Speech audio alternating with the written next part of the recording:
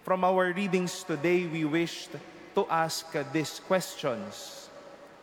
Why would God reprimand His people?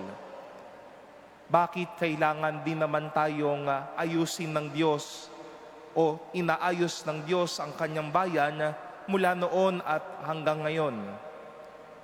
Why would Jesus cast out a bad spirit from a person and even go around to surrounding villages, even to the most deserted place, so as to do His part and mission? Well, we can all answer that it is because of responsibility, that it is part of the plan of God, that it is part of maybe the daily checklist of the Lord. How will He be a God? How will He be a brother to His people? But at the core of the Lord, even reprimanding His people, and Jesus doing His mission to free someone from evil, to go around and do His mission, is but a single and yet solid why or reason Jesus would do such things until now. St. Matthew in our Gospel clearly pointed out a single act that Jesus did.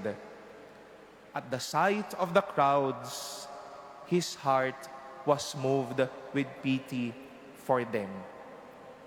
Ayun pala ang dahilan. Hindi lang dahil ito ay gawain, hindi lang ito ay plano, hindi lang ito ay dapat gawin, kundi dahil sa malasakit at totoong pag-ibig. Why would the Lord reprimand? Why would Jesus do His mission? At the heart of it is a heart moved with pity for them. It was not only a pity because they were kawawa. Hindi lang dahil nakita ni Jesus na nakulangan, na nawawalang mga tupa ito. Pero po ito yung pagmamalasakit na tila nakakagambala na hindi na siya tila makakain ng tama at talagang hindi na maiwasan yung nakikita niyang salarina at pagkakamali. And from that, a heart moved with pity, beautiful things came out. People were ordered, people were also there to experience how the Lord has moved them. And this is a beautiful channel and a beautiful grace for us, my dear brothers and sisters. Why would we fight for rights until now? Why would we work? Why would you work for families or for yourselves? Bakit ka tatayo at maninindigan sa isang pagkakamali? Bakit tayo magmamahal? Bakit tayo tutulong sa mga tao sa paligid natin? Oo po, dala ng ating responsibilidad, pero sana dahil sa malasakit at pag-ibig.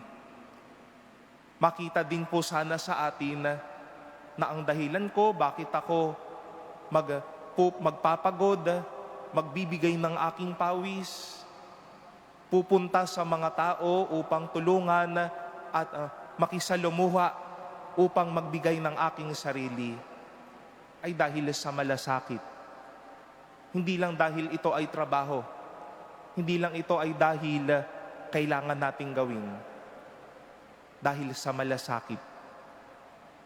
Bakit tayo tatayo upang manindigan sa katotohanan? Bakit tayo tatayo sa kabila ng madaming kasamaan? Dahil sa malasakit. Tinutulungan at tinuturuan po tayo ni Jesus magmahal, tumulong at umakay nang dahil sa pag-ibig at dahil sa malasakit.